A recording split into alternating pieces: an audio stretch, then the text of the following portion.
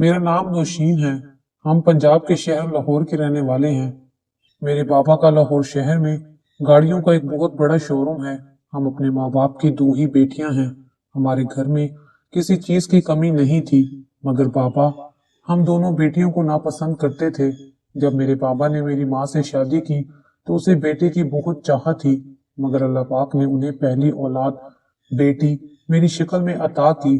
शादी के दूसरे साल जब मेरी माँ दोबारा उम्मीद से हुई तो मेरे पापा को यकीन था कि इस बार बेटा ही होगा, मगर इस बार भी उन्हें मायूसी का सामना करना पड़ा, क्योंकि मेरी माँ ने इस बार भी बेटी को जन्म दिया था। मेरी छोटी बहन के पैदा होते ही मेरे बाबा ने दूसरी शादी की रट लगा ली कि अब मैं बेटे की खातिर दूसरी शादी करके ही रहूंगा।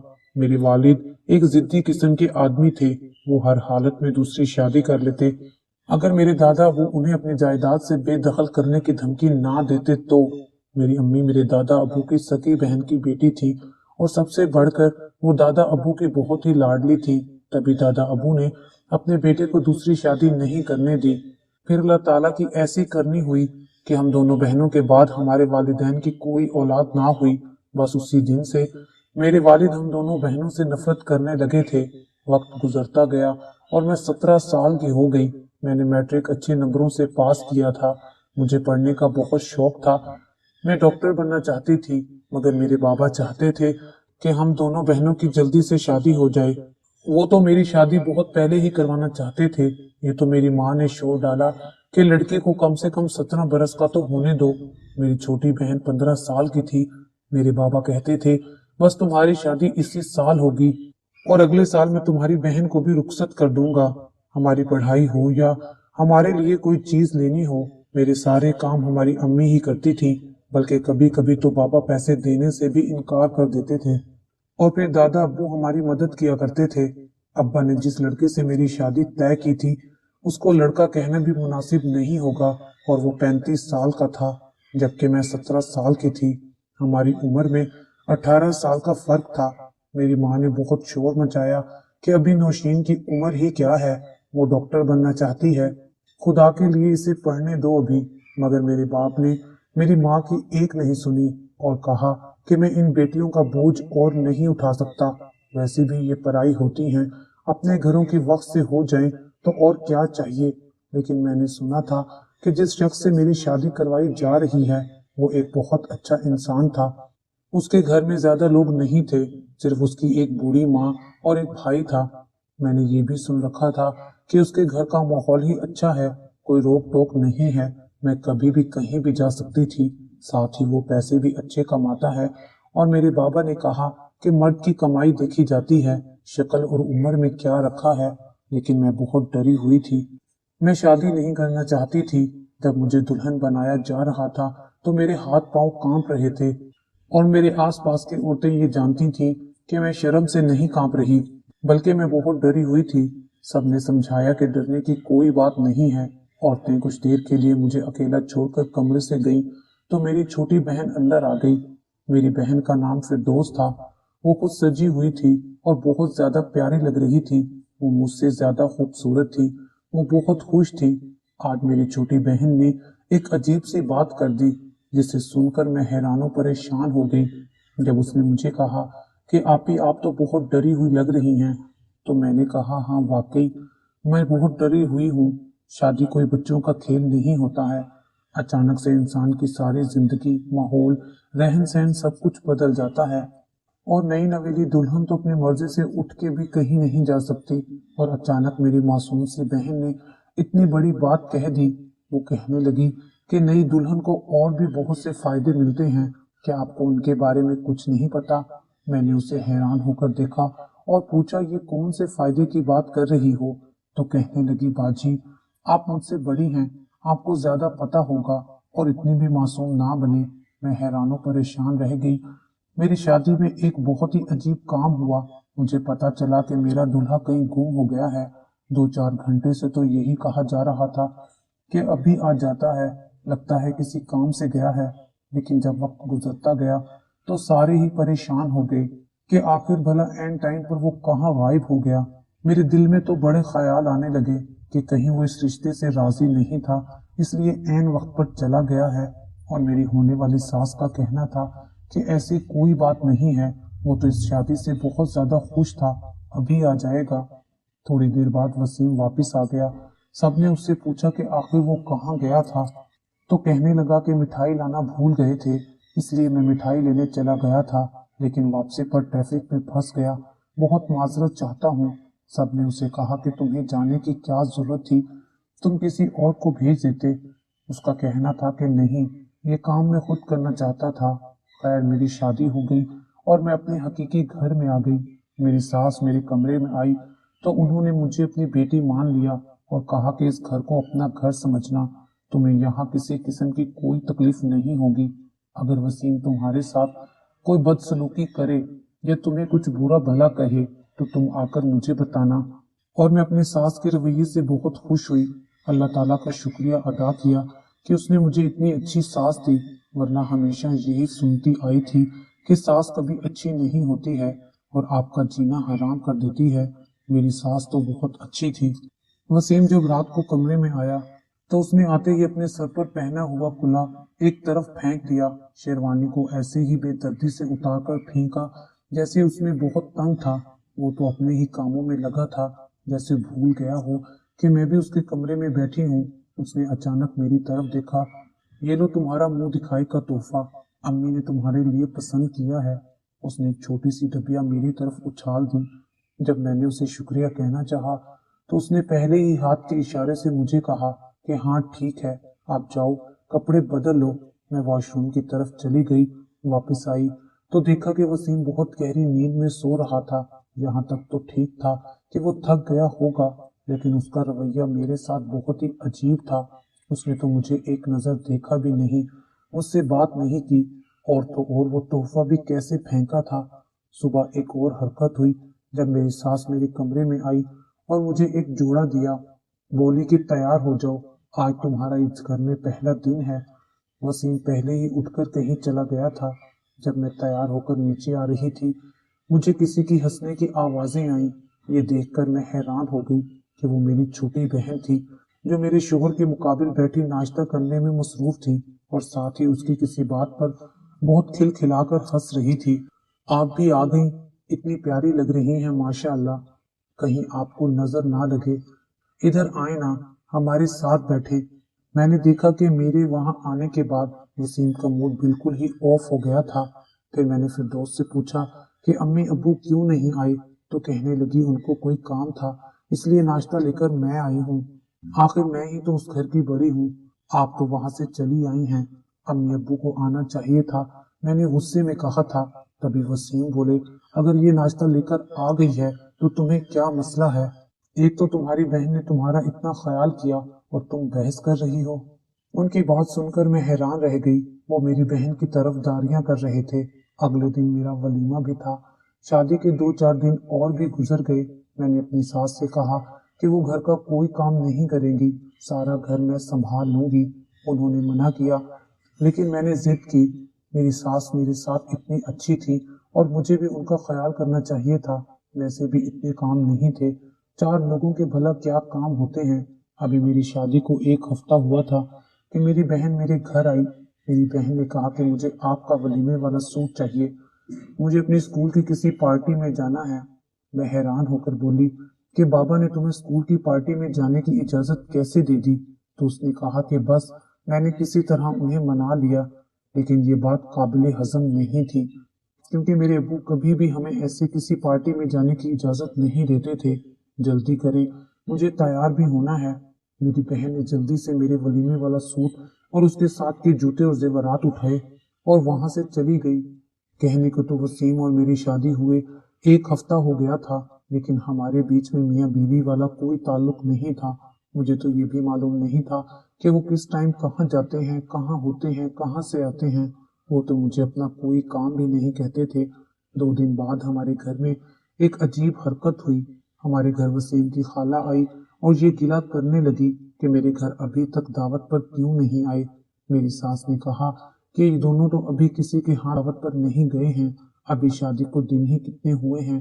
तो वो फौरन बोली कि तुम झूठ तो ना बोलो, ये दोनों अपनी फूफो के घर जा सकते हैं, तो मेरे घर आने में क्या कबाहत थी। मेरा घर भी तो इसी गली में है। मैंने खुद दोनों को गली में जाते हुए देखा है। मैं किचन में खड़ी इनके लिए चाय बना रही थी, लेकिन ये बात सुनकर मैं हैरान रह गई कि आखिर ये क्या कह रही हैं। मेरी सास ने कहा कि नहीं, ये तो कहीं नहीं गए। तो वो कहने लगी कि अब बेटे की शादी हो गई है, अब वो तुम्हें बताकर थोड़ी जाएगा। वैसे भी तुम बूढ़ी हो गई हो, तुम्हें याद कहाँ रहता है। खाला तो हमें ये कहकर चली गई, लेकिन मेरी सास के दिल में एक बात डाल गई कि शायद हम लोग उनसे पूछे बगैर कहीं गए हैं। मेरी सास ने पूछा कि बेटा मुझे तो बताकर जाते। मैंने कहा कि मैं उनके साथ कहीं भी नहीं गई, लेकिन जब खाला ने खुद कहा कि उसने हमें गली में जाते हुए देखा है, तो फिर इसमें कोई झूठ की बात नहीं थी। मेरी सास यही समझी कि मैं झूठ बोल रही हूँ। मेरी सास ने कहा कि बेटा कोई बात नहीं, मैं तो तुम्हें जाने से नहीं रोकूंगी, बस मुझे बता देना। हमारा खानदान बहुत बड़ा है और सब लोग तुम्हारी दावत करना चाहते हैं, इसलिए फिर एक घर जाओ दूसरे के घर ना जाओ, बुरा लगता है। और मैं तो उनके साथ कहीं भी नहीं गई। मैं बोलती रह गई, लेकिन मेरी सास को यही लगा कि मैं झूठ बोल रही हूँ। आखिर उस औरत ने वसीम के साथ किसको देख लिया कि वो ऐसी बात करके चली गई। मेरी जरूरत नहीं थी कि मैं इस बारे में अपने शोहर से बात करती। मैं तो उसे अपने हक की बात भी नहीं कर पा रही थी। मैं उसकी बीवी हूँ और उसको मेरे साथ अपना रवैया ठीक रखना चाहिए। एक दिन मैंने सोचा कि ये मुझे अपनी बीवी समझता भी है या नहीं। मैंने उसे कहा कि मुझे कुछ पैसों की जरूरत है। मेरे कच्चे दिमाग में ये बात घूम रही थी कि अगर वो मुझे अपनी बीवी समझता है तो मुझे पैसे जरूर देगा, और अगर मुझे अपनी बीवी नहीं समझता तो मुझे पैसे देने से इनकार कर देगा। उसने मुझसे पूछा कि तुम्हें कितने पैसों की जरूरत है। मैंने कहा कि मुझे 2000 चाहिए। उसने फौरन 2000 निकाल कर मेरी हथेली पे रख दिए और कहा, और पैसों की जरूरत हो तो मुझे बता दिया करो।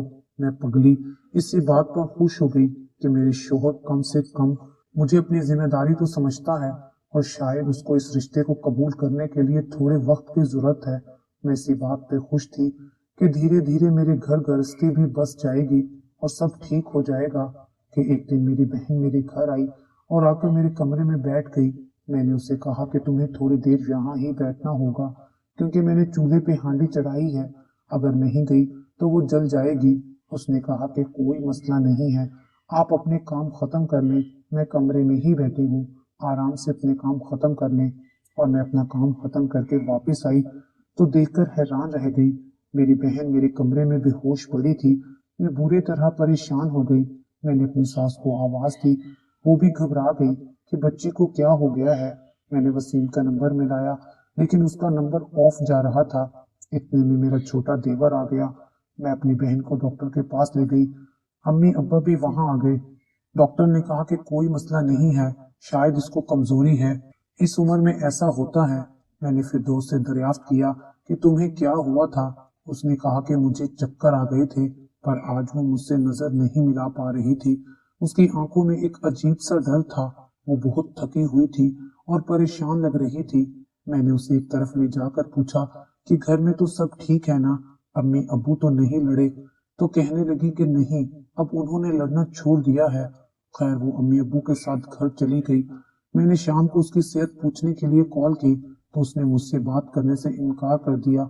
अम्मी का कहना था कि वो किसी से भी बात नहीं कर रही, वैसे तबीयत उसकी ठीक है।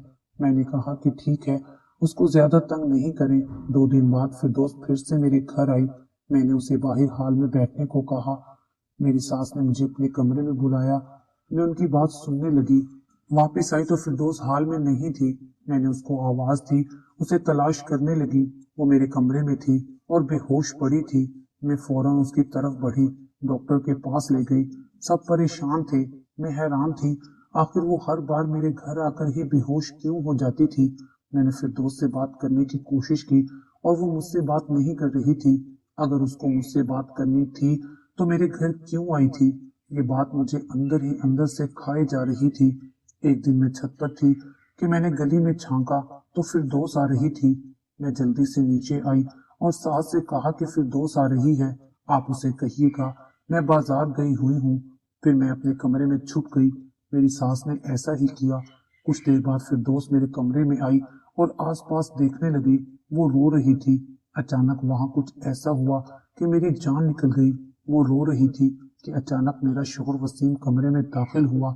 उसने मेरी बहन का हाथ पकड़ा और कहा कि अगर आज तुमने बेहोशी का ड्रामा किया तो मैं तुम्हें जान से मार डालूंगा।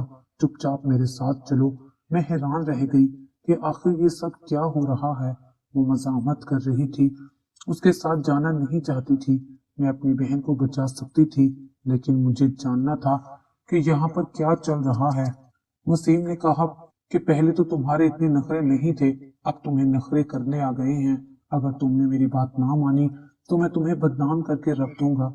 ये बात याद रखना कि हमेशा औरत बदनाम होती है, मर्द पर कोई असर नहीं पड़ता। फिरदौस की मुट्ठी में बेहोशी की दवा थी। वो उस दवा को खाने लगी कि वसीम ने उसका हाथ पकड़ लिया, दवाई उससे छीन ली। उसने कहा कि मैं जानता हूँ कि आज नौशीन घर पे नहीं है, इसलिए तुम्हें आज बचाने कोई नहीं आएगा। हिम्मत है तो चिल्लाओ, बुलाओ सारे घर वालों को, लेकिन तुम ऐसा कभी नहीं करोगी क्योंकि तुम जानती हो कि तुम भी कसूरवार हो।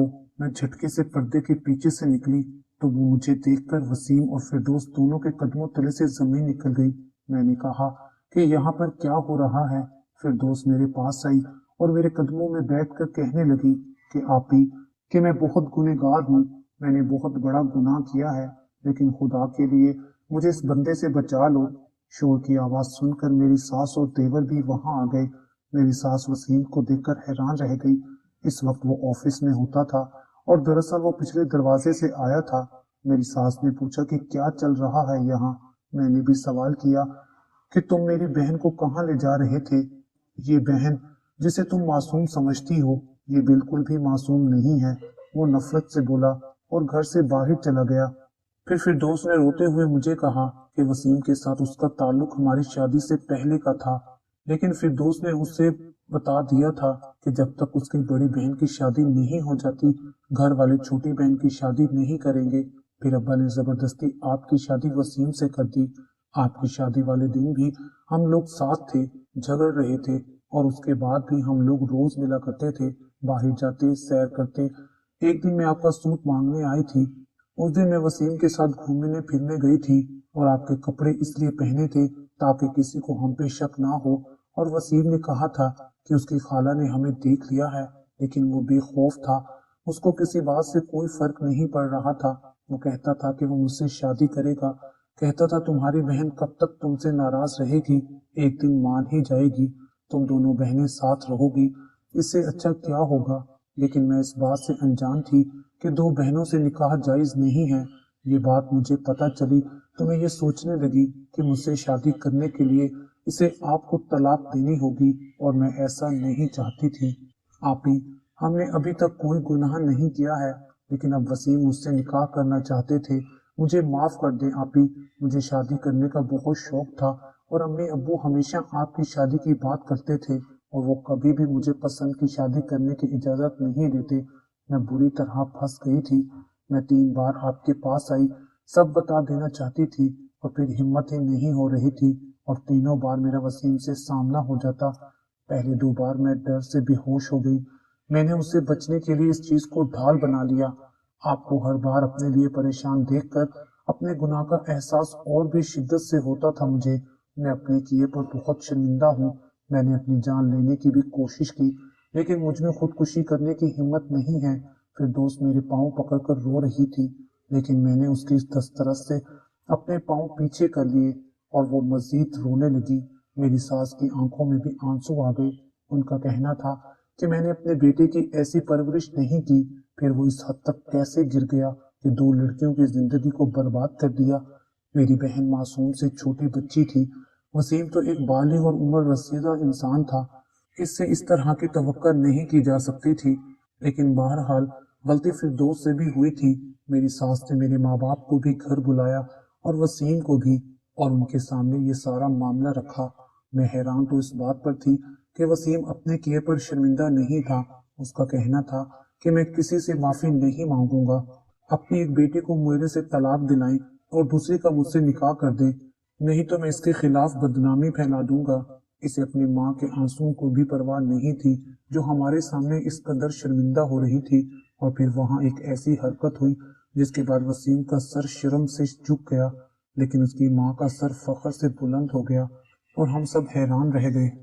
वसीम का छोटा भाई नईम, जो हमेशा चुपचाप रहता था, आज बोला तो सबको हैरान ही कर दिया। उसने कहा कि आपको जो करना है करें, मैं फिरदौस से निकाह करूंगा। जो गलती आपने की है अब मैं सही करूंगा और भाभी की भी खुला करवाऊंगा, क्योंकि आप इतनी अच्छी औरत के साथ रहने के हकदार नहीं हैं। वसीम ने नईम को बुरा भला कहना शुरू कर दिया, यहाँ तक कि बात हाथापाई तक आ गई। मेरे वालिद साहब आगे बढ़े और कहा कि खबरदार, जो उसको हाथ भी लगाया। एक हफ्ते बाद फिरदौस का निकाह नईम से करवा दिया गया। वसीम ने देखा कि इसका सारा खानदान, उसका अपना भाई और उसकी बीवी भी उसके साथ नहीं, तो वो बहुत शर्मिंदा हुआ और सबसे माफी मांगने लगा। लेकिन मैं अब अपना इरादा बना चुकी थी। मैंने कहा कि मैं उसके साथ नहीं रहना चाहती और मैं अपना सामान पैक करने लगी। मेरी सास मेरे पास आई और मुझे समझाने लगी कि जितनी गलती वसीम की थी उतनी ही फिरदौस की भी थी। अगर तुम अपनी बहन को माफ कर सकती हो तो हम सब वसीम को भी माफ कर सकते हैं। वसीम को भी अब अपनी गलती का एहसास हो गया था। वो बार बार मुझसे माफी मांग रहे थे, मगर मेरा दिल टूट चुका था। मेरा भरोसा उन पर से उठ चुका था। जब मैंने अपना फैसला ना बदला तो वसीम रोते हुए घर से बाहर चले गए। कुछ देर बाद मेरा मोबाइल बजा और हमें खबर मिली कि वसीम एक हादसे का शिकार हो गया है। हम सब अस्पताल भागे। वसीम की हालत बहुत बुरी थी, वो बहुत जख्मी था और अब भी मुझसे माफी मांग रहा था। उसकी ये हालत देखकर मुझसे रहा ना गया और मैंने उसे माफ कर दिया और उसकी जिंदगी की दुआएं करने लगी। अल्लाह ने मेरी दुआएं सुन ली और वसीम एक माह अस्पताल में रहने के बाद घर आ गया। फिर दोस्त और नईम हमेशा के लिए कराची शिफ्ट हो गए और मैं अब वसीम के साथ एक हंसी खुशी जिंदगी गुजार रही हूँ। वसीम अब बहुत बदल गए हैं, मेरी हर बात मानते हैं और इस बात को 3 साल गुजर गए हैं। हमारे 2 बेटे भी हैं और आज हम सब बहुत खुश हैं।